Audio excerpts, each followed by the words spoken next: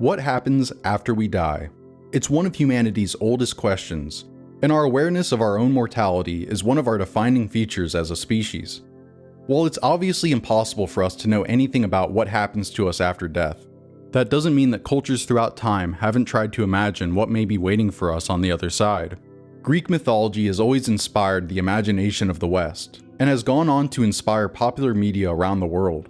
But its influence can be felt in more than just art and popular culture.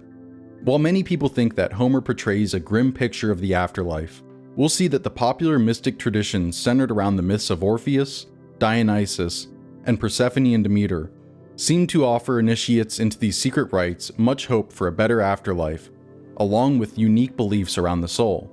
These ideas would turn out to be very influential, and both pagan philosophers and Christian theologians would point out the connections between Greek religious practices like Orphism and later Christian beliefs. Whether they were trying to support or criticize pagan beliefs and practices, the great thinkers of antiquity used Orphism as a catch-all to represent the broad and diverse Greek mystic tradition as a whole.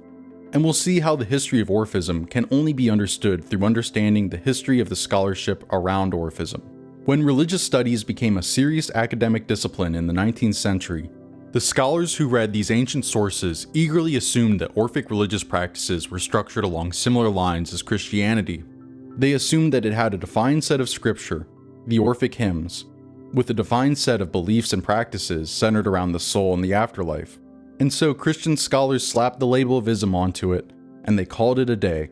Until very recently, this view that Orphism was a coherent set of religious practices and beliefs, known as the pan-Orphic view, has been predominant thanks to the work of influential scholars like W.K.C. Guthrie. But today, we're going to explore recent arguments for a more skeptical view of Orphism, which argues that the only thing connecting these different practices is the use of Orpheus as a source of authority. Along the way, we're also going to explore the different beliefs about the afterlife, which were connected to these different traditions, and explore why writers throughout history believed that the wisdom of Orpheus influenced both Platonic and later Christian ideas about the afterlife. Hey, I'm Matt, you're watching Nothing New, and today we're talking about the evolution of the afterlife. We've covered a lot of interesting topics so far on this channel, but I have to say, this video is going to be unique in a few different ways. Originally, I was going to compare Orphic ideas about the afterlife with Homeric ideas about the afterlife, since the afterlife in Homer is often thought of as bleak, undifferentiated, and devoid of life, compared to the belief in a lively afterlife often associated with Orphism, with punishments or rewards for how one behaved in life. But while researching this video, I found a lot of issues with these categories, and ended up having to spend a lot of time separating fact from fiction. As you can see by the length of this video, we have a lot to talk about, so I've split the video up into chapters so you can watch this video piece by piece. But before we get into it, if you want more content all about ancient philosophy and culture, make sure to subscribe and hit the bell. Anyways, let's get into it. Alberto Bernabe has compared the scholarship on Orphism in the past century to the Web of Penelope, a succession of cunning weavings of the threads followed by unravelings, in which any apparent progress in formulating a coherent picture of Orphism by one wave of scholars is undone by the next group of critics. All of my videos owe a lot to the scholars and sources I draw from, but the story of Orphism in particular is in many ways the story of the scholarship around Orphism. And if we want to really understand the subject, we're going to have to untangle this web of Penelope, which has been woven by generations of scholars. I especially need to credit Radcliffe Edmonds and his book Redefining Orphism, which gave me a much deeper understanding of the subject than I previously had. Today we're going to be spending a lot of time exploring his arguments against the pan-Orphic view, which defines Orphism in terms of doctrine, and in favor of a new definition of Orphism which might better explain the evidence. It used to be thought that Orphism was a coherent religious sect on the margins of classical Greek religion, with recognizable beliefs and a standard set of texts and rituals. And you can find plenty of articles on the internet that still treat Orphism this way, associating it with unique ideas like an immortal soul and reincarnation. Some even present it as the source of Christian ideas like sin and salvation, which has been a major reason for its popularity as a subject of study. But the mainstream understanding of Orphism has largely been shaped by the bias and preconceptions of 19th century Christian scholars, who were in turn more influenced by the writings of authors from late antiquity rather than the kind of direct evidence which we have today, like the Derveni Papyrus. As Edmonds says, modern scholars of religion, always seeking to define ancient religions in the abstract category of isms, have fabricated an Orphism, a category for all the religious phenomena associated with the name of Orpheus. This modern Orphism, I argue, distorts in important ways the evidence of the way the ancient Greeks used the name of Orpheus. Scholars assumed that the Orphic religion, if there was such a thing, was structured along similar lines as the Abrahamic religions, but ancient religion was highly decentralized, and there was no unified church or authority which had the power to decide which texts, practices, or ideas were Orphic orthodoxy and which were not, and certainly no inquisitors looking for heresies. So to really understand this subject, we're going to have to reconstruct this tangled web of Penelope and see how Orphism was traditionally understood by the scholars before we pick it apart thread by thread. Because in some ways, the history of Orphism in antiquity is the history of scholarship on Orphism in antiquity. Since so much of the evidence derives from the scholarly tradition, later scholars citing the critical works of their early predecessors.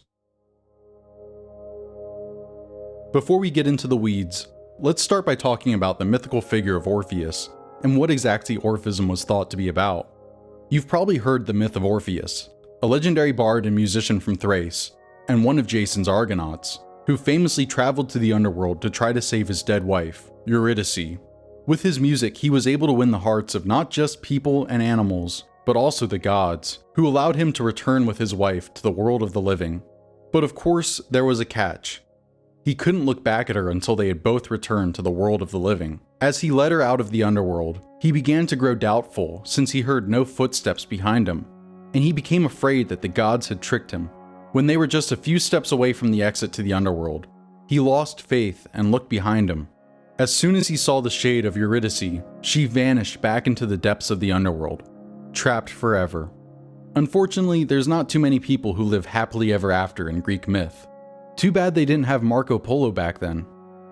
Since Orpheus was thought to have this special connection to the afterlife and the gods, he was considered to be the founder of many different mystic rites and rituals, like the Orphic and Dionysian mysteries.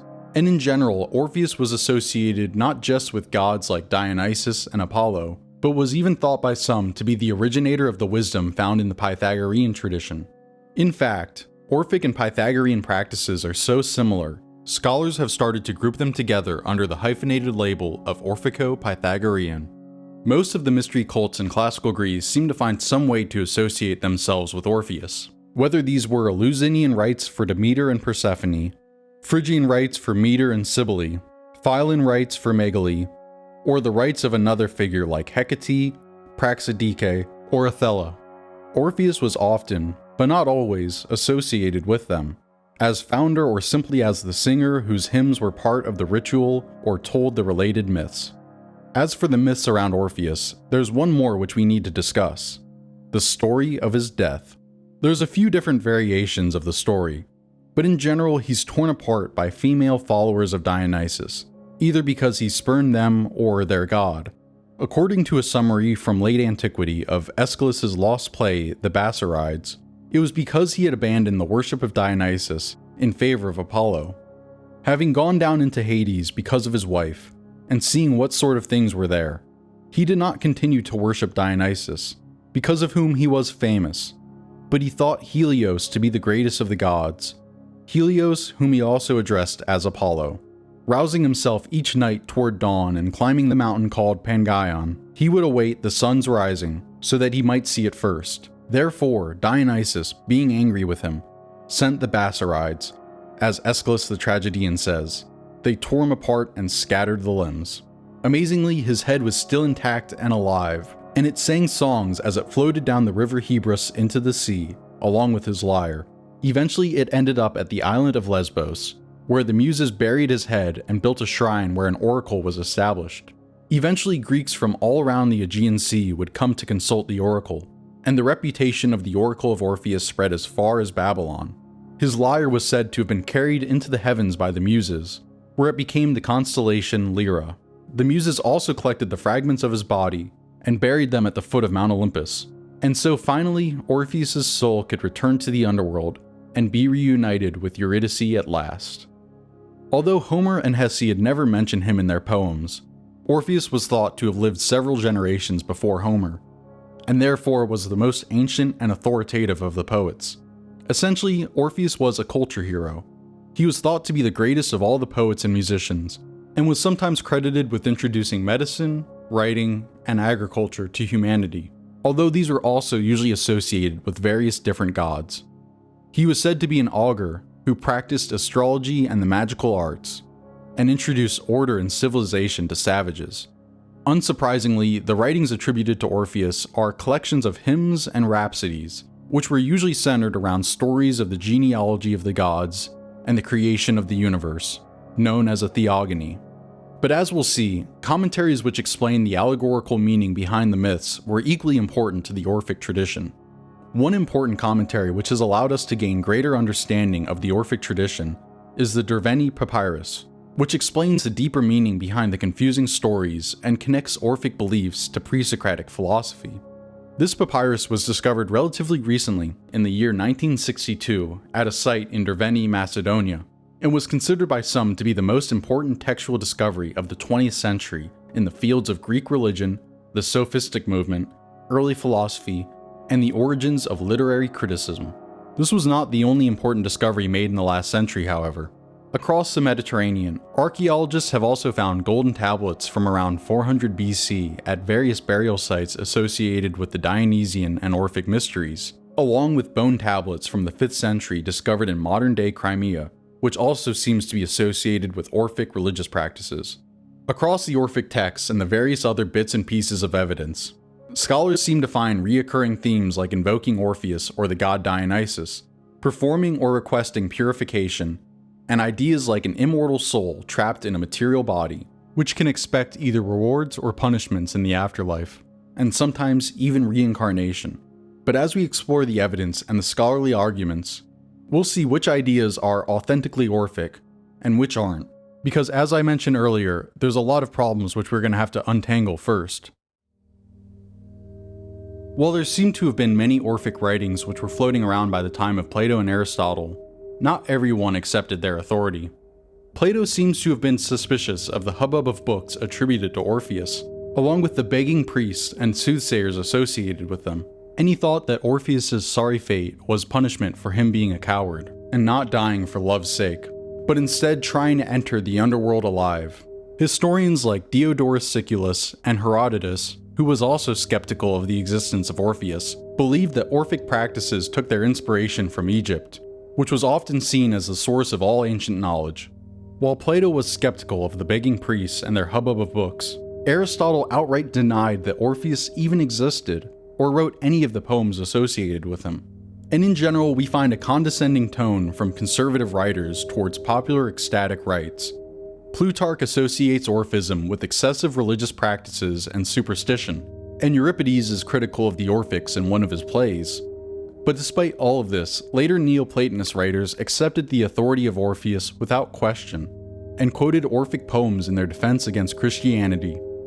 As a result, the collections of Orphic literature found in Neoplatonic writings became the definitive source for what would become known as Orphica. Even when Christian writers argued against the practices of Orpheus and Greek religion in general, they often quoted from the very same sources. And so, before the recent discoveries which we discussed earlier, the main source scholars had for the Orphic tradition were the Neoplatonic and Christian writers of late antiquity, and it was their debates which would define the scholarly understanding of Orphism.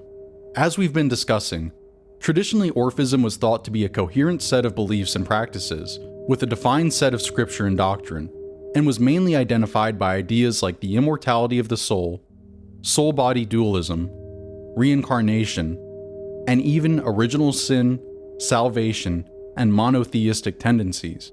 But as we'll see, this was probably due to the biases and prejudice of later scholars more than reflective of any actual tradition.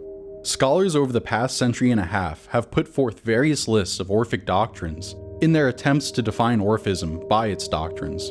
Burkert has recently listed the central points of Orphic doctrine that have met with more or less general agreement: a belief in a soul-body dualism, an idea of an original sin from which purification can be sought to attain salvation, and the idea of a cycle of reincarnations over which this process occurs.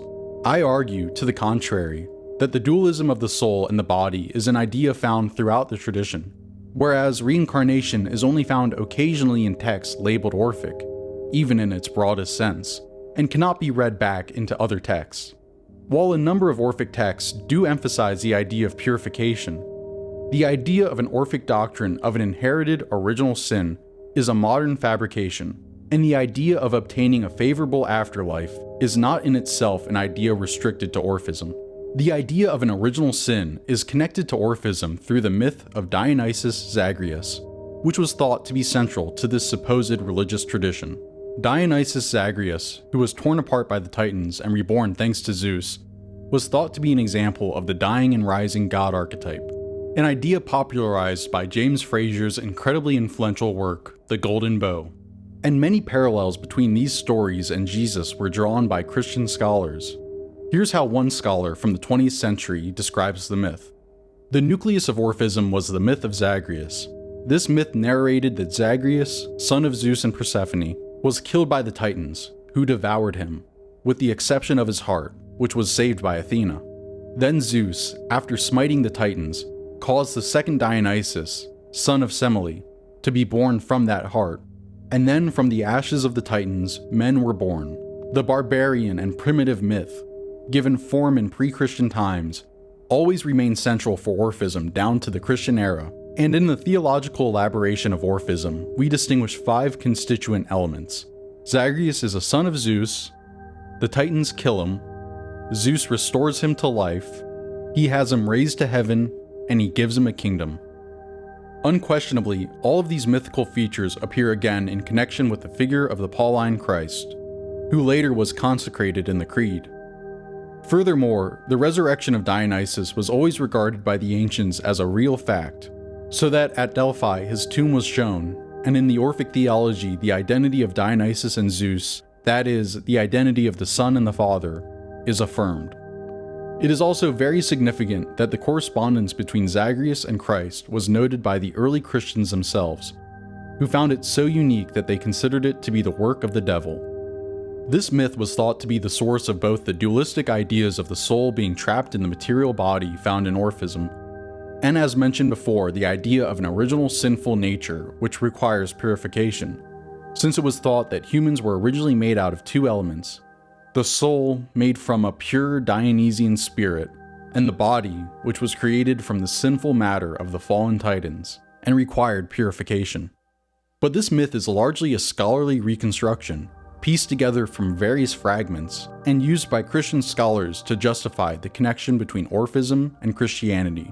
The hypothesis of a Zagreus myth seems to provide a simple explanation of a complex collection of evidence, weaving all the pieces into a single whole, a myth that includes the dismemberment of Dionysus, the punishment of the Titans, the generation of humanity from their ashes, and the need for purification from the original sin of the Titans' murder. The myth, moreover, provides a doctrine of the nature and fate of the soul that can be used as the nucleus of a definition of Orphism in ancient Greece, providing a simple essence of a complex religious phenomenon. However, the claim that the anthropogony was an inevitable sequel to the dismemberment story is false. Likewise, to assume that references to punishment of the Titans or to the creation of human beings must include the story of the dismemberment is to distort the evidence, to damage our understanding of the passages in question. Even for the strands of evidence that do not present inherent contradictions to an interpretation in terms of the Zagreus myth, the assumption that they are all part of this single story unduly limits the scope of interpretation and misrepresents the nature of Greek myth.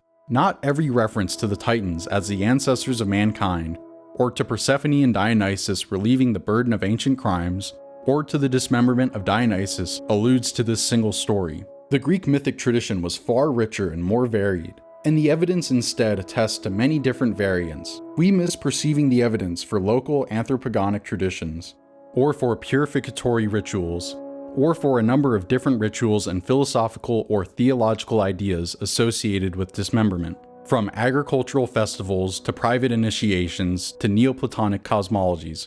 The simple explanation provided by the Zagreus myth blinds us to the complexity and richness of the religious context that produced all of this evidence, causing us to halt our investigations before we have explored all of the ramifications. As he points out, and as we saw in the Myth of Orpheus earlier, certain features that appear unique at first glance, like the dismemberment story, are actually common to many different Greek myths and traditions. And the fact that certain ideas are not as unique to Orphism as previously thought will become a reoccurring theme. So why did scholars think that the Zagreus myth was so important in ancient Orphic practices?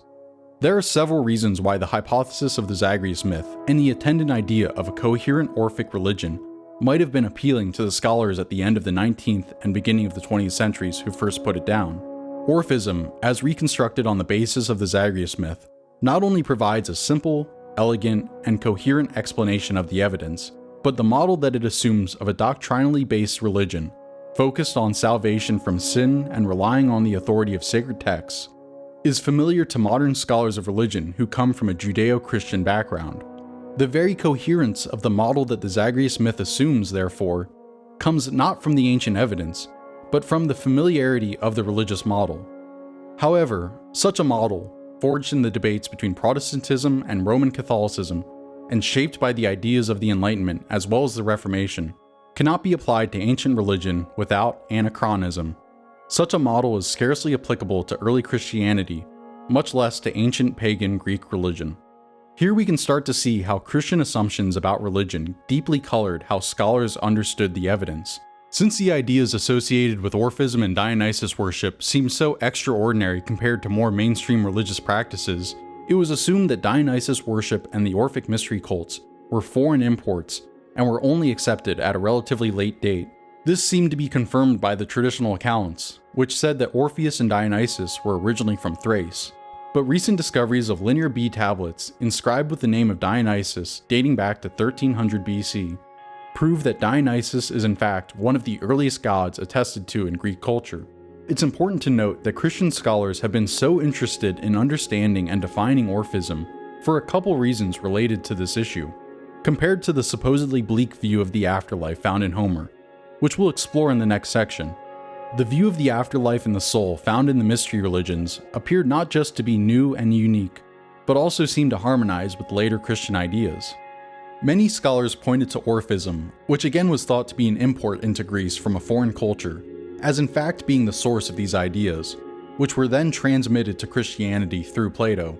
As I talked about in the last video, the idea of a soul went through some pretty dramatic changes between the time of Homer and Plato, and this seemed to correspond with new ideas about the afterlife. The ideas about death and afterlife, just because they were less explicit and less uniform than the ideas about the gods, were subject to greater and more radical change. The various impulses and stations in the evolution of these ideas can only be hinted at here. Secret cults and mysteries appeared that promised initiates blessedness in the afterlife, in contrast to what non-initiates would experience. Ethical reflection led to the postulate that the pious and just man had a claim to blessedness, while the evil man should meet with punishment under all circumstances. In the doctrine of metempsychosis, the soul, psyche, as the bearer of personal identity, separate from the body, acquired a strikingly new and important status. In the early philosophy of nature, the idea emerged that the soul is somehow akin to the stars and the sky, while the divine enters into more and more direct relations with the cosmos. The reflections of the sophists made the soul the center of feeling, thinking, and decision-making, and thus gave empirical, psychological content to this concept. Finally, in the great synthesis wrought by Plato, the new concept of the soul was able to become the foundation of both philosophy and religion. At the same time, Plato, drawing on and transforming many varied traditions, created those myths of the afterlife that were to exert lasting influence. They are presented in a playful manner, without the arrogance of revelation, but they pointed the way to many an apocalypse. By comparison, the earlier poetic texts faded into almost irrelevant fairy tales. As Walter Burkert points out, the thought of Plato represented an incredible synthesis of Greek culture and philosophy, and his ideas drew from many different traditions. It is almost certain that one big source of influence on Plato's ideas about the soul and the afterlife were the various mystery religions which were popular at that time. Since Plato often uses Orphic and Pythagorean imagery and ideas, such as allegories of the afterlife with rewards and punishments, and the idea that the body is a prison for the soul, there are also many allusions to the famous Eleusinian mysteries in Plato's dialogues, which he in all likelihood participated in at some point, and he uses the progression of an initiate to the mysteries through the different stages of initiation as a metaphor to explain his own ideas about the theory of forms in multiple dialogues. Plato definitely had some criticism of the mystery cults, and in particular the Orphics, but still, he wasn't afraid of adopting their ideas to suit his purposes. As we mentioned earlier, however, the later Neoplatonic writers unquestioningly accepted the authority of Orpheus, and it was thought that all of the true wisdom in Plato descended from Orpheus through Pythagoras. For instance, Olympiodorus says that Plato borrows everywhere from Orpheus.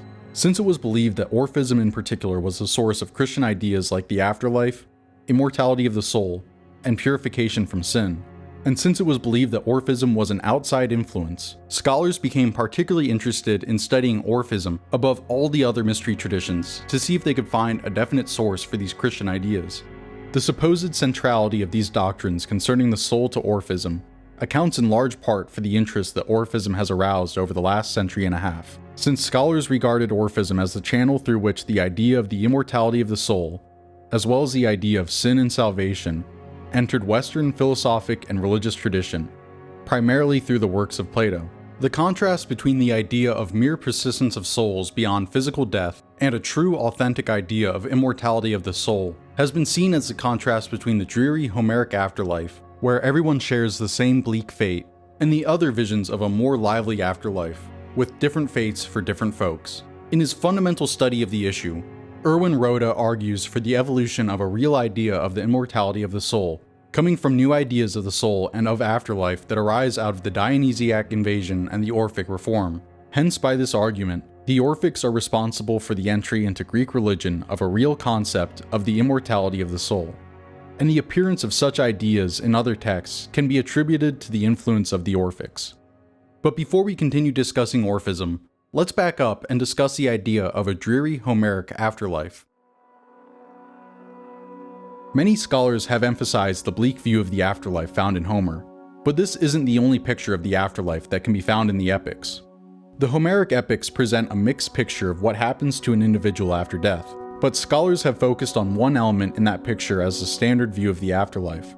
Not just in Homer, but in Greek religion more broadly. This supposedly standard view is that the souls of the dead lack all mind or force. Once a hero leaves the light of the sun, only a grim, joyless, and tedious existence awaits, with no particular suffering, but no pleasure either. Such a view is supported by a few key passages in the epics: the meeting of Achilles with the shade of Patroclus in the Iliad, and the meeting of Odysseus with his mother in the underworld in the Odyssey. This bleak vision of death and afterlife is fundamental to the Homeric idea of the hero's choice.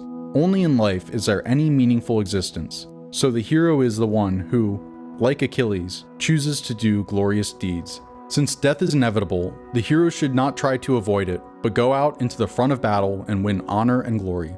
I don't know about you, but this is the general picture I got when I first started studying Homer, and it still seems to be the common view put forward by many scholars. So why is this view of the afterlife so mainstream when the actual evidence in Homer is mixed? Well, if I had to guess, the self-confidence and humanism of ancient Greece has always inspired the West, especially during periods of progress and scientific flourishing like we've experienced over the last century. During the Renaissance and Enlightenment in particular, classic literature and humanistic ideals became popular again, and instead of worrying about God so much, people focused more on human flourishing and freedom. So I think the fact that Homer seems to care more about human accomplishments and poetic glory, instead of worrying about a good afterlife, resonates with our modern secular world, which is why this view has been emphasized in modern scholarship. But as we're about to see, we might be mistaken if we try to project this idea onto Greece as a whole during that period, since the evidence is more complex than it often gets made out to be. Outside the few passages that emphasize the helplessness of the shades, the Homeric references to life after death provide a much more lively picture of the afterlife, a picture that corresponds with the evidence found outside the Homeric epics. The dead have feelings and emotions, memories of their lives in the sun, and the ability to know of and even interfere in the world of the living. They appreciate the attentions paid to them by the living, not simply the burial and funeral rites, but the offerings made subsequently at the tomb. Moreover, the world of the dead itself is not so dreary, nor are all the shades merely flitting about, gibbering mindlessly. The pursuits of the dead mirror the world of the living, and the social hierarchies of the living world persist in some form after death. This afterlife is not uniform for all.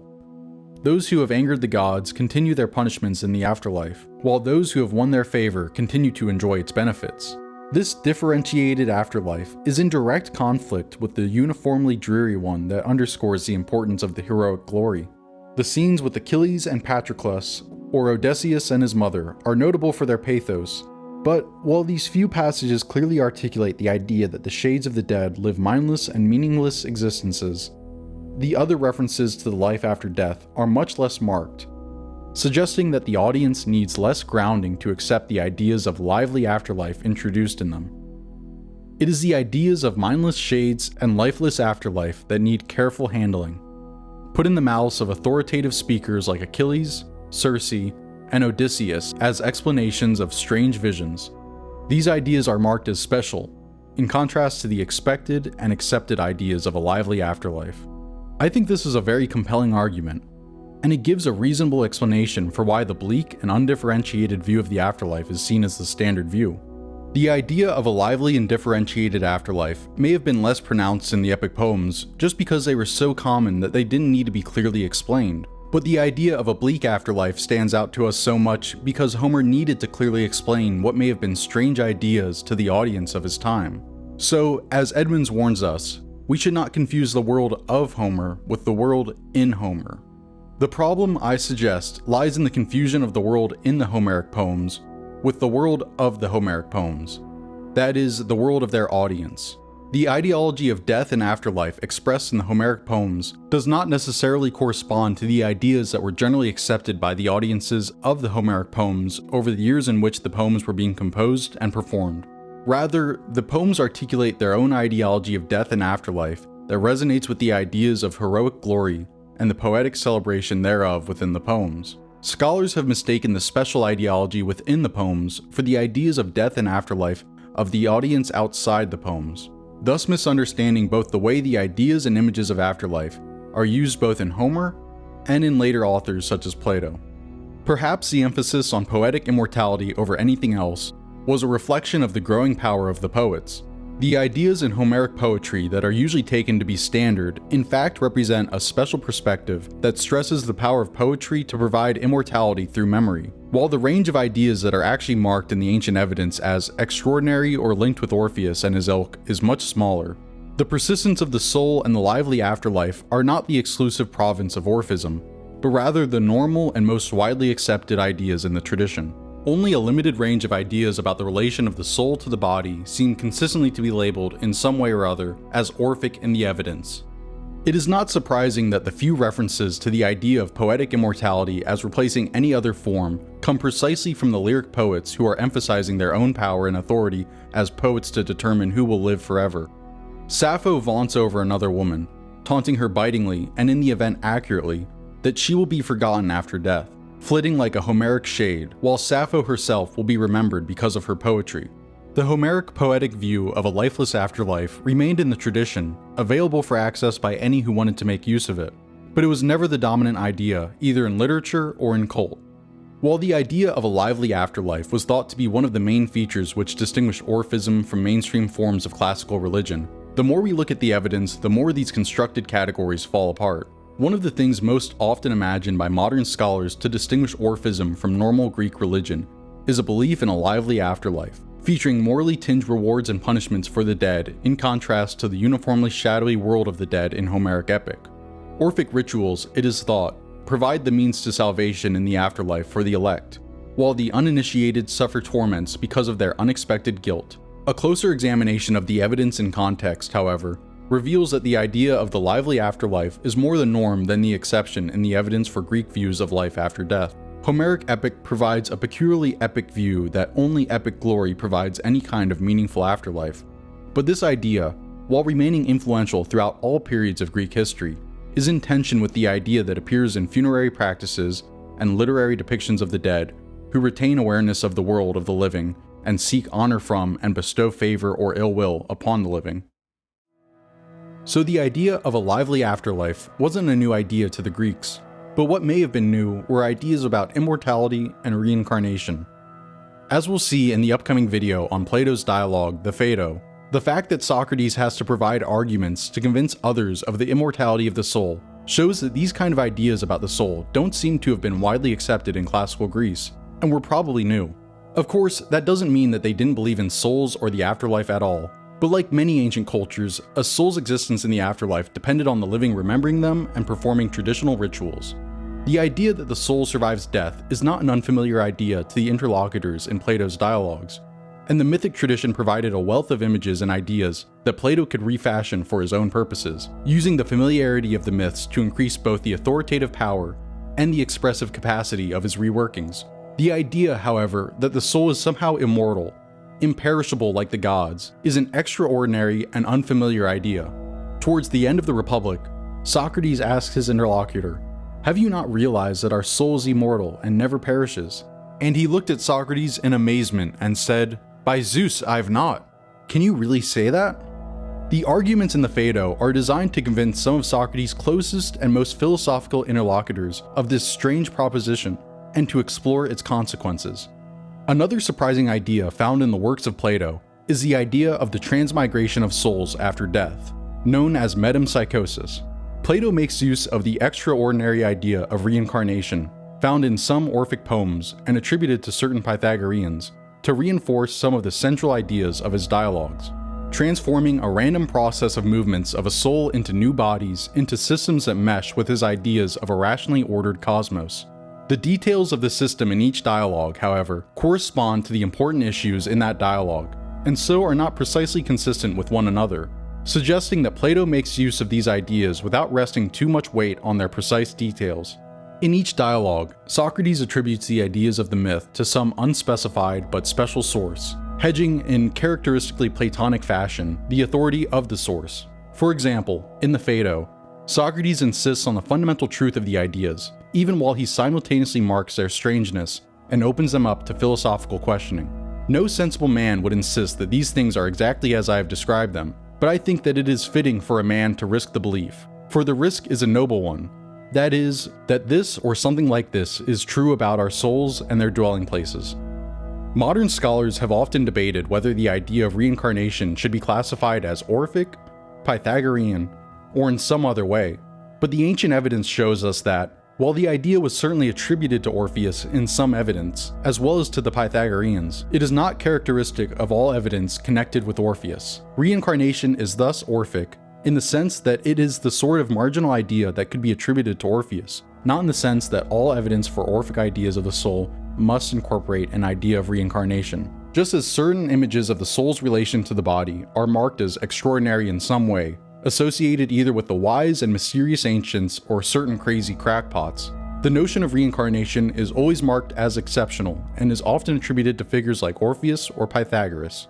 Plato himself refers reincarnation in the Phaedo to some ancient story with the idea, although the Neoplatonic commentators Damascius and Olympiodorus identify the story as Orphic and Pythagorean. Of course, reincarnation is not just found in Plato and various Orphic texts, but throughout various sources from the classical period. According to Pindar, there are 3 paths in the other world, 3 possibilities. Whoever has led a pious and just life finds a festive existence in the underworld, free from all cares in a place where the sun is shining at night, but evildoers suffer terrible things. The soul thereafter returns to the upper world, where its fate is determined by its previous deeds. Whoever stands the test 3 times enters the island of the blessed forever. One can compare this with the fact that, in 2 of the Thurioi gold leaves, immediate apotheosis is promised, whereas 2 others more modestly request escort to the seats of the pure. As in Pindar, it is Persephone who makes the decision. In the remaining gold leaf texts, metempsychosis is not necessarily presupposed, but not excluded either. Herodotus refers to a more scientific conception of transmigration. The soul must wander through every domain of the cosmos, being drawn in with the breath of a newly born living creature. According to Empedocles, the wandering through all of the elements is atonement for a blood guilt incurred in the divine world. The goal is return to the gods, apotheosis. Many, as Plato asserts, after participating in the mysteries, believe that there is not only punishment in the afterlife, but also that when the sinner returns again to this world, the form of death he then meets with is exact retribution for earlier guilt. Aristotle quotes a verse attesting to this justice of Rhadamanthus. Aristotle also writes that it is stated in the so-called Orphic poems that the soul, being born by the winds from out of the universe, enters a living creature with its first breath. but he also knew Pythagorean myths according to which any soul can enter any body. At this point, we've seen that multiple ideas which were traditionally associated with Orphism, like reincarnation, immortal souls, and the lively afterlife, turn out to have been a lot more common than they get made out to be. While these ideas are certainly found in Orphic texts, they weren't unique to some religious movement called Orphism. But before we try to find a workable definition for what Orphism was in reality, let's explore Orphism as it was understood in late antiquity. The formation of the late antique category of Orphism takes place in the broader cultural struggles that raged between Christian apologists on the one hand and Neoplatonic philosophers on the other, since other defenders of the polytheistic tradition chose other means of defense, just as the Christian apologists had other targets beyond Orpheus. Nevertheless, Orpheus becomes an increasingly important figure in the debates. Orpheus the author, that is, since Orpheus the character was of interest only insofar as his Argonautic adventures could be used to establish his temporal priority. As Miguel Herrero comments, Orpheus interested the apologists only for the religious value of his figure. Eurydice's tale, for example, is not mentioned in their writings at all. The great literary possibilities of Orpheus's myth, which many earlier and later writers have not hesitated to exploit, meant nothing to them if they did not have a connection to the one objective that mattered to them, the defense of Christianity and the attack on that paganism of which they made Orpheus a principal figure. Essentially, Orpheus began to take on special prominence as representative of the whole Greek religious tradition, so that Christian apologists could focus their criticism on a single figure, instead of having to take on the broad and diverse religious tradition of Greece piece by piece. In the same way, the Neoplatonists could use him as a single authority figure that they could refer back to. As Edmonds says, by building up a single and unified image of the ritual tradition, the Christian apologists create a concrete target for themselves to attack. And the figure of Orpheus, as the originator of the rituals, stands in for the whole tradition. Just as the Christian apologists use the name of Orpheus to create a focal point for their attack on the Greek tradition, so too their Neoplatonic opponents use Orpheus in the same way, but for the opposite reasons. Whereas the Christians emphasize the antiquity of Orpheus, his special connection with the divine, and his bizarre tellings of the myths in order to undermine the authority of the whole tradition at whose origin they place the Thracian poet, the Neoplatonists emphasize Orpheus's antiquity, divine connections, and bizarre stories in order to prove the profundity and philosophical power of the Greek tradition.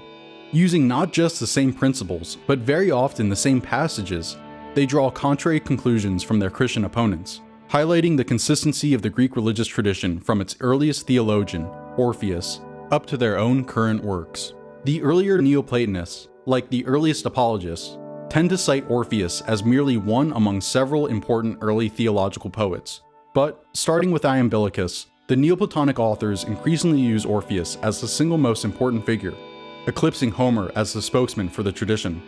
And so, the systematizing work of both camps in the culture wars that surrounded the rise of Christianity in the Roman Empire created a category of Orphism that is more sharply defined than ever before, as both the Christian and Neoplatonic apologists seek to manipulate the authority of Orpheus and the prestige of his name for their own agenda. Surprisingly, both camps crystallize around a shared set of characteristics. They all agree upon what should be called Orphic, even as they make polar opposite interpretations of its significance. One point of agreement between both camps is the priority of Orpheus. Orpheus is the oldest of all the Greek poets, older than Homer or Hesiod, and more important than any of the other ancient poetic figures, like Linos or Musaeus or Olen, that had contested for authority in previous centuries. The position of Orpheus as the oldest makes him the representative of the entire tradition that followed, for good or for ill. Orpheus's special connection to divinity, through his mother Calliope, or through his extraordinarily inspired and divine hymns, likewise becomes a topic of special focus. Either Orpheus's claims are debunked, euhemerizing him into a Thracian prince or unscrupulous charlatan, or they are magnified, granting him supernatural authority. In contrast with the debates over the category in the 19th and 20th centuries, there is no particular interest in the idea of the immortality of the soul, the origin of human sin, or even the resurrection or apotheosis of Dionysus as a parallel to Christ. Although there are certainly debates about the nature of the soul and its fate after death, Orpheus is not a player in these particular disputes, nor is his name cited as an important authority. So too, although the ascent of Dionysus into heaven is mentioned as a possible parallel to Christ's resurrection, the similarity of Christ to Dionysus and other dying and rising gods is not an issue of such importance to the early Christian apologists and their Neoplatonic opponents as it is to the historians of religion in the age of Fraser's golden bow. Of all the early Christian apologists, Clement of Alexandria was the most important in shaping the category of Orphism in that period, especially because he was an important source for later apologists. Like most early Christians, he didn't just criticize the previous traditions of Greece, but also co-opted anything he felt harmonized with or prefigured Christian doctrine. As Edmonds says, while Clement's attacks on Orpheus sets the pattern for the assaults of other Christian apologists, he also provides a model for the co-optation of Orpheus, of borrowing the authority of the mythic poet to demonstrate that even the Greek tradition, properly understood, supports the Christian revelation. Neoplatonists would also spend a lot of time harmonizing the Orphic myths with the ideas found in the works of Plato, and they would eventually create a systematized interpretive framework in which the Orphic myths all point to the process of emanation from and return to the One that characterized all things in the universe, according to the Platonists. As Miguel Herrero says, only once Orphism was definitely dead did it become, in these Neoplatonic recreations, the consistent and systematic religion it had never been. Of course, in the end, Christianity would become the dominant religion in Europe. And once it was firmly established and the Greek religious tradition no longer posed a threat, in the medieval period, Orpheus went back to being just a metaphor for the power of the poetic tradition. As Edmonds says, Orpheus becomes once more the enchanting singer, the bereaved lover of Eurydice, who ventured into the underworld to sway even the heartless deities of death with his songs of love. The power of Orpheus's song is allegorized in a variety of ways in this Christian tradition, starting perhaps with Boethius's reading of the tale as an allegory of the soul's ascent to heaven. But when interest in Neoplatonism was renewed during the Renaissance, the image of Orpheus as a theologian and author of religious traditions returns once again, showing us once more how the figure of Orpheus was adopted and adapted in different ways, depending on the cultural mood. And of course, whenever Orpheus reappeared, so did the debate around Orphism, with skeptics arguing that he never wrote the works attributed to him and probably never even existed, and Christian apologists looking to use him as a way to show continuity and harmony between Christian and classical traditions. After the Protestant Reformation, these debates took on a strange turn. As Protestant scholars sought to justify themselves against the Catholics, they looked for ancient examples which could support their turning to the authority of Scripture instead of priests. The older paradigm, elements of which still persist today, treated Orphic texts on the model of Judeo-Christian sacred scriptures, and imagined Orphics who revered their text of Orpheus in the way devout Christians, especially Protestant Christians, might revere the Bible. In his monograph exploring the nature of Orphism, J.R. Watmow makes perhaps the most egregious formulation of the idea, making an analogy between the relation of Orphics to mainstream Homeric Greek religion and that of Protestants to Catholics. In the ancient world, we have the religion of Homer, entirely concerned with sacrifice and ritual, entirely dominated by the note of confiteor, the confession of vows duly performed, and over against it the religion of Orpheus, which emphasized the relation of the individual soul with God, for authority turning not to priests, but scriptures. In the more modern world, we have the medieval church, a picturesque and colorful religious system based on sacerdotalism and ecclesiolatry, over against it the Protestant reformers with their justification by faith and bibliolatrous attitude to the canonical writings. Watmow's analogy reveals the way this older paradigm is grounded in theological disputes within Christianity over the place of ritual, priests, and scriptures, disputes that, as J.Z. Smith has shown, were played out repeatedly in the scholarship of the history of religions. Well then, we've seen so far that a lot of crazy stuff gets pinned to the name of Orpheus. Like, a lot of stuff. It almost makes you want to throw up your hands and say that we can't know anything at all about Orphism, if there even was such a thing. But we can't give up now. So let's tear apart this web and see if we can't figure out what the hell Orphism was all about. I think out of all the ancient sources, we get some of the best evidence about Orphism as it was actually practiced from, you guessed it, Plato. In the Republic, he describes begging priests, using texts attributed to Orpheus, going door to door and providing various spiritual services like absolution and purification of past unjust actions. This is what Plato has to say about the Orphics. Of all these arguments, the most astounding are those they make about the gods and excellence. how indeed the gods also allot misfortune and a bad life to many good people, and the opposite fate to their opposites. Begging priests and diviners, going to the doors of the rich, persuade them that there is a power provided to them by the gods in sacrifices and incantations to make amends with pleasures and feasts, if he or any of his ancestors has committed some injustice, and if he wants to harm some enemy, he will harm just and unjust alike with spells and curses for only a small expense, having persuaded, as they claim, the gods to obey them. And as witnesses for their claims, they bring in the poets. Some on the topic of vice, granting ease, say that vice may readily be seized in abundance. The way is easy and she dwells nearby. But the gods have placed sweat before excellence, and a long, steep, rough road.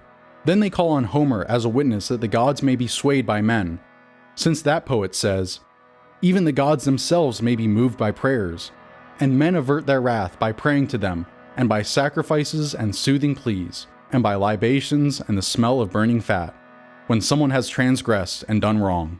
And they present a hubbub of books by Musaeus and Orpheus, offspring of Selene and the Muses, as they say, according to which they perform their rituals.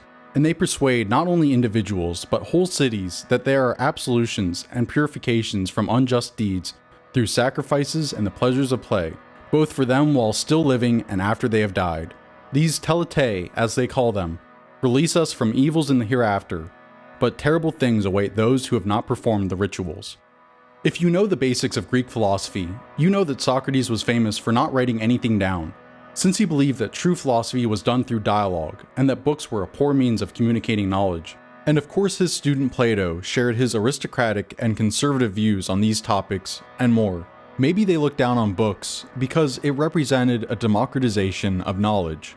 Considering the fact that Athens is so famous for being the home of democracy above all, it can be pretty surprising to new students of philosophy to see just how much criticism Athens' most famous philosophers had for democracy. One group in particular, which represented the widening access average citizens had to participate in the government of Athens, was the famous sophists. These itinerant teachers were a new phenomena for ancient Greece, which rose to meet the demands for political education, which had been created by the rise of democracy. And if we look closely, I think we'll find some remarkable parallels between the sophists and the Orphics, which will help us understand this movement better.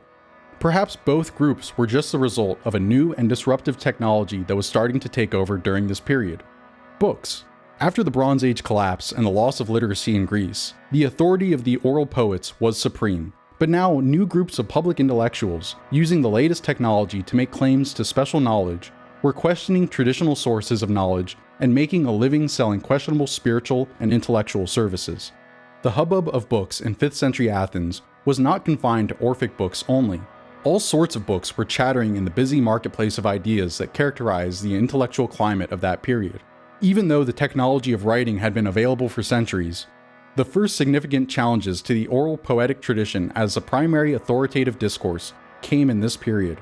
Plato provides some of the most thoughtful testimony to the issues that might arise with the spread of this new technology, even as he proved himself a master of it in his innovative dialogues. Books were the latest technology, and all those who wanted to promote their claims to advance knowledge were making use of this technological innovation to bolster their credibility and authority. Like any technological innovation whose use is limited to a select few, the use of books inspired both awe and scorn. As Leonard Woodbury puts it, books did not yet fit easily into the general view of life. They were the latest thing, but somehow odd and out of place, and the object of suspicion and derision. This mixed reaction to books and bookishness characterizes all the evidence on the users of books from this period, not just the Orphic evidence. All types of experts who wish to display their expertise could make use of this new technology, whether they were called by the general term sophists or by more technical labels of doctors, diviners, or even rhapsodes or philosophers. I think that both of these movements were deeply driven by the political environment which was emerging at that time, where democratization created not just a demand for specialists in rhetoric to teach political skills to individuals, but also for spiritual specialists who could address individual concerns about the soul and the afterlife. We also see many movements arise during this period, like Cynicism, hedonistic schools like the Cyrenaics, and later Hellenistic philosophies like Stoicism and Epicureanism, which seem to represent a general disenchantment or disillusionment with political life altogether. The Pythagorean school seems to be one of the earliest philosophical movements which embraced asceticism. And as I mentioned earlier, scholars have seen many similarities between the two movements, since they both seem to have embraced not just similar ideas, but also practices that were outside the mainstream.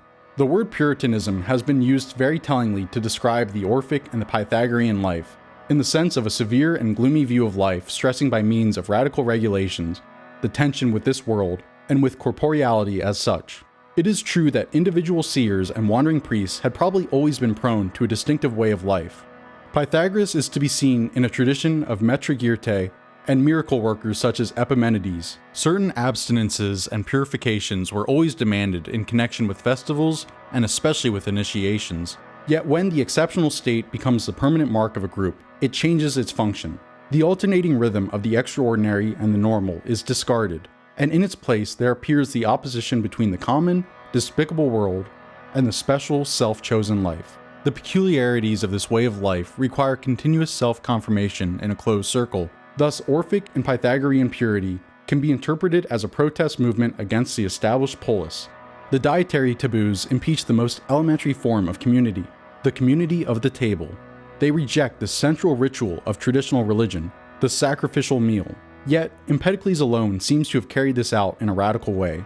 There were many possibilities of compromise, affecting even the doctrine of metempsychosis.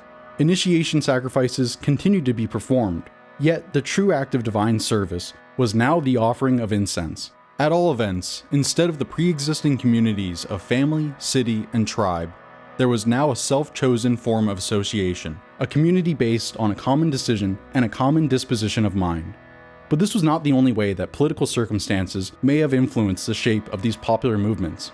Everyone knows that the spirit of competition was alive and well in ancient Greece, and of course, it wasn't just limited to athletics. There were competitions for poetry and plays, and now the assembly and courts of democratic Athens provided yet another venue for competition through rhetoric.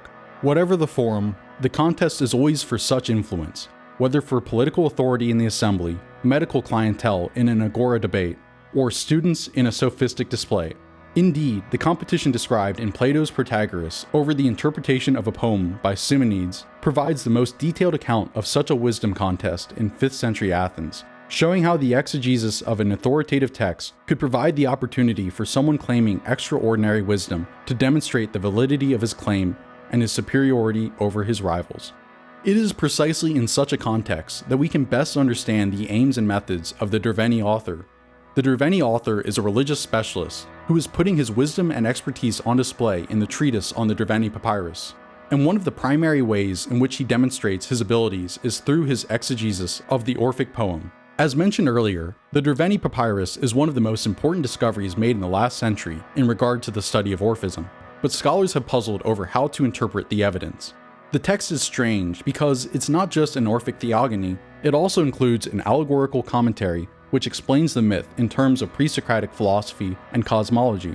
The Derveni author's attention to the minute details of the lines of the Orphic poem has led some modern scholars to think the Derveni author a literary critic, an innovator writing a commentary before commentaries were invented, while his bizarre interpretations and ruthless wrenching of the text to fit the cosmological principles he describes have misled others trying to understand his relation to the poem of Orpheus. Scholars who view the Orphic poem either as sacred scripture or as a ritual text for the Derveni author have great trouble in understanding what the Derveni author might be doing with his exegesis. The comparison with the methods used in the Simonides contest in the Protagoras, as well as in the interpretation of oracles, shows that the Derveni author is not so anomalous. His techniques are actually quite commonplace in such discourse. So the Derveni papyrus is a key piece of evidence, not because it confirms some core doctrine of Orphism, but because it gives us an idea of how Orphism was actually practiced. It wasn't so important that an Orphic practitioner had some definitive edition of Orpheus's hymns. It was just important that they could give a compelling interpretation of the Orphic myths to explain how the world works and give people hope in the face of death.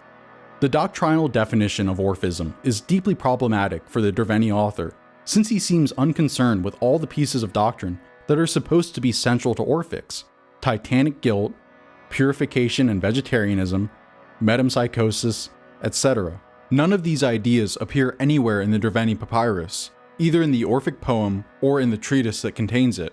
While the references to the souls of the dead and the terrors in Hades have led some scholars to attribute an eschatological focus to the Derveni author. The mere idea of a differentiated afterlife is not particularly Orphic, nor does it appear as a central focus of the Derveni author's treatise. Those who define Orphism by doctrinal criteria must regard the Derveni author as not Orphic, despite his explicit citations of Orpheus's authority, whereas under the polytheistic definition I have formulated, the Derveni author meets multiple criteria for classification as Orphic.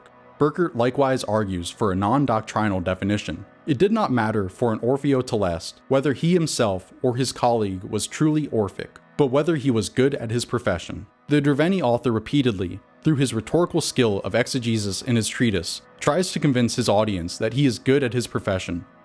So there was no central church or authority for the Orphics, just various diviners and begging priests who all happened to use the authority of Orpheus to sell spiritual services. And so instead of a doctrinal definition, which sees Orphism as a consistent set of beliefs, Edmonds argues that we should adopt a polytheistic view, which acknowledges that the practice of Orphism varied, sharing some common characteristics across time and place, but not necessarily all. Because as we've seen, Orphics were mainly itinerant religious specialists competing for religious authority among a varying clientele, like Theophrastus's Orphiotelest and his superstitious client. Rather than looking for a coherent set of sacred texts, canonical to people who considered themselves Orphics, texts expressive of doctrines pertaining to sin, salvation, and the afterlife, we can look for things pieced together from widely available traditional material to meet the demand of clients looking for extraordinary solutions to their problems. The products of bricolage. Burkert's model instead envisages religious specialists who, in the words of the Derveni author, make a craft of the rites, providing ritual services to a variety of clientele in different circumstances. In a series of studies, Burkert has traced the evidence for such practitioners in the ancient Near East, as well as in Greece, noting the important contacts between the cultures that promoted the spread of ritual technologies. This model explains the evidence for Plato's begging priests and soothsayers far better than the older models, not to mention the various references to Orphiotelestae, and indeed, Burkert's identification of those involved with Orphica as craft practitioners, rather than a sect, remains perhaps the most significant advance in the study of Orphism in the 20th century. Mystery cults like Orphism seem to fill many spiritual needs which were not met by more traditional modes of religion. It provided unique creation myths and explanations of the origin of the gods, humanity, and the nature of the soul, and offered purifications for past deeds. It had nothing to do with original sin though. It's just that everyone's made mistakes or had regrets, which require some form of catharsis. And that's what these begging priests and soothsayers provided: spiritual relief and reassurance. It wasn't a church, there was no creed or scripture, it was more about who was most skillful and who could best meet the spiritual needs of their clients. How then shall we go about defining the category of Orphic within Greek religion? Defining any religious phenomenon is a tricky business, particularly susceptible to bias from the definer's own perspective. Indeed, as J.Z. Smith provocatively notes, religion is solely the creation of the scholar's study. It is created for the scholar's analytic purposes by his imaginative acts of comparison and generalization. The various ways in which Orphism, as the category of things Orphic, has been imagined by scholars in different periods would certainly seem to illustrate this principle, since the purposes of scholars have been all too apparent in the way that the evidence has been reconstructed. The Greek mythic tradition works by bricolage, to use Levi Strauss's metaphor of the rag-bag man who takes old pieces of things and patches them together to make new creations. And the pieces used by the authors of the Orphic poems come from the same stock that every other myth maker uses. Of course, not every subject found in Orphic poems also appears elsewhere in the mythic tradition. It is the way the pieces are combined, and the way the construct is framed, that marks them as Orphic. This leads us to the polytheistic definition of Orphism, which allows us to include evidence which may share some, but not all of the properties normally associated with Orphism, so that, as Edmonds says, in this polytheistic definition, there is no single feature, be it the name of Orpheus or some particular doctrine of the soul, that makes something Orphic. Rather, if something, person, text, or ritual, boasted of extraordinary purity or sanctity, made a claim to special divine connection or extreme antiquity, or was marked by extraordinary strangeness, perversity, or alien nature, then that thing may be labeled Orphic, classified with other Orphic things, and perhaps even sealed with the name of Orpheus.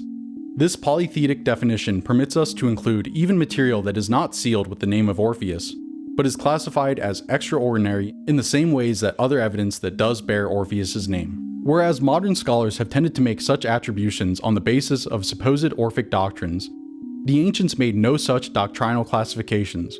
Rather, the ancient label Orphic was more like the contemporary term New Age, which is associated not specifically with particular religious ideas or organizations, but more vaguely with a set of ideas loosely defined by their distance from mainstream religious activity. Like New Age, the association with Orpheus can be positive, indicating special inspiration that goes beyond the ordinary, but often is negative, implying a holier-than-thou attitude that is either ludicrous or hypocritical. Of all the extraordinary ideas associated with Orphism, there is only one that seems to be consistently associated with Orphism in particular. We've seen that reincarnation and immortal souls were not unique to Orphism, and that ideas about sin and salvation were highly distorted. But the idea of soul-body dualism, which requires purification, did seem to be authentically Orphic. In the dialogue Cratylus, Plato tells us that some say the body is the tomb of the soul, their notion being that the soul is buried in the present life, and again, because by its means the soul gives any signs which it gives, it is for this reason also properly called sign. But I think it most likely that those connected with Orpheus gave this name, with the idea that the soul is undergoing punishment for something. They think it has the body as an enclosure to keep it safe, like a prison, and this is, as the name itself denotes, the safe for the soul, until the penalty is paid, and not even a letter needs to be changed. This is just one of the many ideas Plato adopted from the culture around him, and the image of the soul imprisoned in the body for punishment becomes instead the image of the soul protected from the turmoil of the material world within the covering of the body, like an oyster in its shell, or the soul nobly serving its tour of duty in the garrison outpost of the mortal world, like a philosopher in the Republic who has returned to the cave. The body may be like a woven garment the soul puts on, once or many different times, but, as Socrates chides Simmias and Cebes in the Phaedo, the soul itself cannot be so easily worn out, nor will it scatter when blown on the winds. You seem afraid, like children, that as the soul goes out from the body, the wind may literally blow it apart and disperse it. Plato takes the idea, found by Aristotle in Orphic poems, of the soul blowing on the wind, and transforms it, creating a rational system by which the soul moves from incarnation to incarnation, according to its ethical behavior and its ability to make philosophic choices rather than the random motions of the wind. Above all, Plato uses the traditional association of this soul with the unseen realm of Hades to assimilate it with the objects of knowledge that are seen not by the eye of the body, but only by the mental perceptions of the soul. But while Plato may have gotten one or two ideas from Orphism, most were drawn more broadly from various Greek religious practices, and his ideas about the soul and the afterlife in general were not all the products of Orphism, as some scholars in the past assumed. Many of the ideas which Plato is supposed to have drawn from Orphism come not from the Orphica, but from the broader mythological tradition. Even those elements which Plato did draw from the Orphica or similar sources, however, he transformed in significant ways to suit his philosophical purposes in the particular dialogue. As we have seen, the idea of a lively afterlife, with judgment, complex geography, and rewards and punishments was a widespread and generally accepted idea, which Plato manipulates in various ways in different dialogues. By contrast, other ideas of the relation of the soul to the body, such as the soul entombed in the body or the process of reincarnation, appear marked, in the evidence of Plato and others, as extraordinary and unfamiliar ideas, which Plato again transposes to fit his arguments in the dialogue. So artfully does Plato weave together his ideas, and so scanty is the evidence for visions of the afterlife before Plato, that scholars have had difficulty determining the sources of his ideas. The problem is compounded by the tendency in the Neoplatonists to link to the Orphica any Platonic idea that they wanted to ground in the authority of the most ancient tradition. So too, Plato's own success works against the recognition of his own innovations, since post-Platonic Orphists made sure to incorporate the influential ideas of Plato into the Orphic poems which they forged, creating a vicious cycle and further reinforcing the claims of Neoplatonists, such as Olympiodorus, that Plato borrows everywhere from Orpheus. Well then, the video's almost over, and we've barely even touched on the main topic, the evolution of the afterlife. After all, that's what this video was originally going to be about, how Greek ideas of the afterlife changed from Homer to the classical period. But we just saw all the issues with the idea that originally there wasn't much hope in the dreary afterlife in the age of Homer, and that Greece only accepted ideas of a lively afterlife and the duality between matter and soul thanks to the influence of foreign mystery religions like Orphism. As we've been exploring today, the story is much more complicated than it often gets made out to be. I never bought the idea that Orphism was the source of Plato's ideas, but honestly, I did take for granted the mainstream idea of a bleak Homeric afterlife. While poets like Homer and warriors like Achilles may have cared more about personal glory than the afterlife, it doesn't make sense, considering the fact that afterlife mythology is such a cultural universal, that ancient Greece wouldn't also have folk beliefs and myths around the afterlife as well. It's just that Homer was writing for the aristocratic warrior class, and the focus of his poems is certainly not the common person. But as classical scholar James Redfield says, the survival of the dead is in some sense a culture universal, since it is undeniable. They survive in our memories of them, in the consequences of their acts, in their judgment of us, which we carry with us internalized as an ethical standard. Most people have imagined this persistence as the presence of the dead in some kind of other world. Since that world represents the dead for the living, it will be an extension of this one. However, while we saw the issues with the idea of a Homeric versus Orphic afterlife, I don't think that the scholars were completely wrong to think that ideas about the afterlife changed over time. It just wasn't as simple as it often gets made out to be. But as we saw last time, ideas about the soul changed pretty dramatically throughout time, going from the breath of life to a spiritual essence associated with mind. And as we'll explore in the upcoming video on the Phaedo, the idea of an immortal soul seems to be one of these new ideas which were floating around classical Athens. Likewise, reincarnation seems to have been a fringe idea which started to become accepted by various pre-Socratic thinkers, and eventually Plato, but that idea definitely didn't catch on with later Christianity. But thanks to Plato's inventive myths and allegories around the soul and the afterlife, which he adopted from the broader religious traditions, including the various mystery cults, Christianity would have plenty of material to work with to create their own ideas about the afterlife. We're going to spend the rest of the video briefly discussing how Judeo-Christian ideas of the afterlife changed between the Old Testament period and later Christianity. Because as we mentioned last episode, the Bible talks way more about the resurrection of physical bodies during the final judgment at the end of time than it does about the soul or heaven and hell. It makes sense that people thought that the Homeric view reflected a wider belief in a bleak afterlife, because that's how it seems to have been in the Hebrew Bible as well. Our oldest sources of the Hebrew Bible do not talk about life after death, but simply the state of death, as all people, righteous and wicked, reside in their grave or in a mysterious entity called Sheol. The focus for these texts, therefore, is on life in the present, in particular the life of the nation Israel. Starting in the 6th century BCE, Hebrew prophets began to proclaim that the nation that had been destroyed would be restored to life by God. In a sense, it would be raised from the dead. This was a national resurrection, not of the people who lived in the nation, but a restoration of the nation Israel itself, to become once more a sovereign state. Toward the very end of the Old Testament period, some Jewish thinkers came to believe this future resurrection would apply not to the fortunes of the nation, but to individuals. If God was just, surely he could not allow the suffering of the righteous to go unrequited. There would be a future day of judgment, when God would literally bring his people, each of them, back to life. This would be a resurrection of the dead. Those who had sided with God would be returned to their bodies to live forevermore. Jesus of Nazareth inherited this view and forcefully proclaimed it. Those who did God's will would be rewarded at the end, raised from the dead to live forever in a glorious kingdom here on earth. Those opposed to God would be punished by being annihilated out of existence. For Jesus, this was to happen very soon. Evil had taken control of this world and was wreaking havoc in it, especially among the people of God. But God would soon intervene to overthrow these forces of evil and establish his kingdom here on earth. It is not difficult to see why humans started imagining a glorious and peaceful afterlife. Surely things aren't meant to be the way they are now. Even apart from the ravages of poverty, starvation, disease, debilitating injury, and unfathomable loss, there are the mundane miseries we all have to put up with. Can't we do better than that? One could only imagine what real happiness would be. In Antiquity, it often came in the form of a fantastically plush and pleasant garden, a paradise, with gorgeous and abundant fruit-bearing trees, gentle breezes, and warm sunshine, to be enjoyed in the company of loved ones forevermore. As far back as we have literature, we find recorded imaginations of such a place, the immortal existence of Utnapishtim in the Gilgamesh epic, or Menelaus' Elysian fields in Homer's Odyssey, at least for the lucky few. It is also not hard to grasp why Heaven's Antipode, a place of everlasting punishment, arose.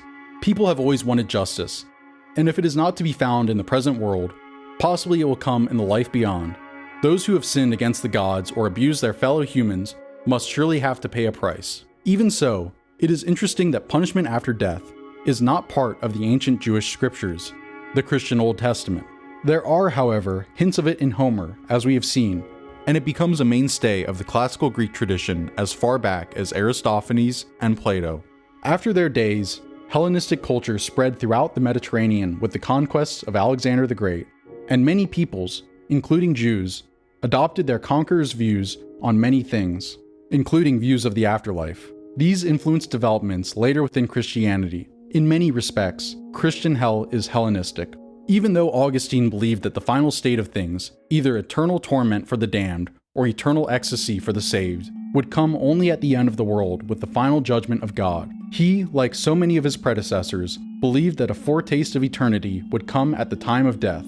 As he says in a book called The Enchiridion, which provides a succinct summary of his key theological views, between a person's death and the final resurrection, souls are kept in hidden places of rest, or of punishment, depending on what each soul deserves, because of the lot they won for themselves while they lived in the flesh. This, then, is a theme that had started with the Apostle Paul himself. There will be a climax of all human history with the Day of Judgment and the resurrection of the dead, but in the meantime, there will be an interim rewards and punishments. Unlike Paul, however, now by the 5th century, Augustine has both spelled out what the eternal blessings would entail in the everlasting beatific vision of God himself, and developed a view of punishment contrary to that embraced by the apostle and by Jesus before him.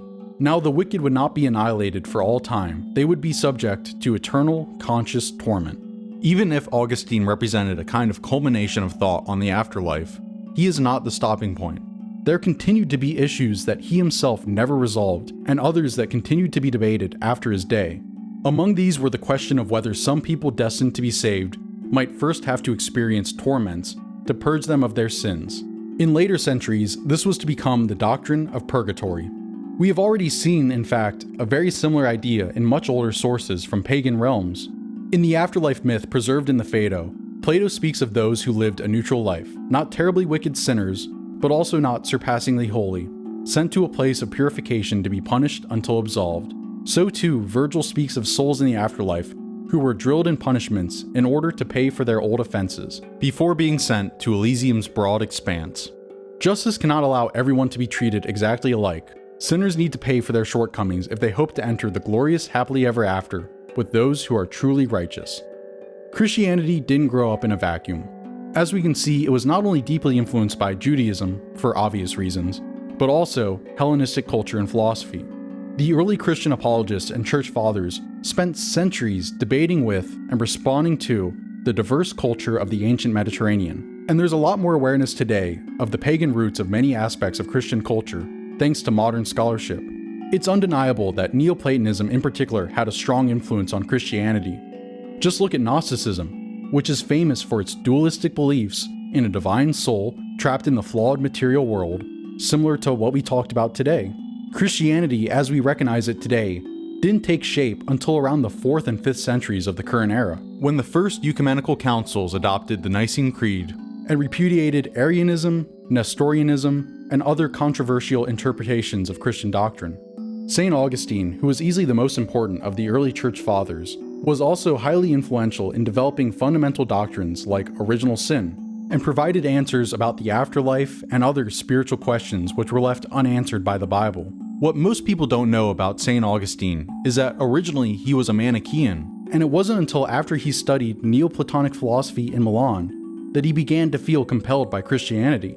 So there's a lot of truth in the idea that Christian ideas came from Plato, but to try to pin it all the way back to a fictional Orphism is stretching things. Anyways, believe it or not, I was not able to talk about everything I wanted to in this video, but we're gonna have to end things here for today. I hope you learned something new. I certainly did. And I hope you're looking forward to future content, because this is only the beginning of all the exciting and interesting topics I plan to cover. If you want to support this channel, please make sure to like, comment, and subscribe. And don't forget to share this video everywhere you can. Anyways, thanks for watching, and I'll see you next time.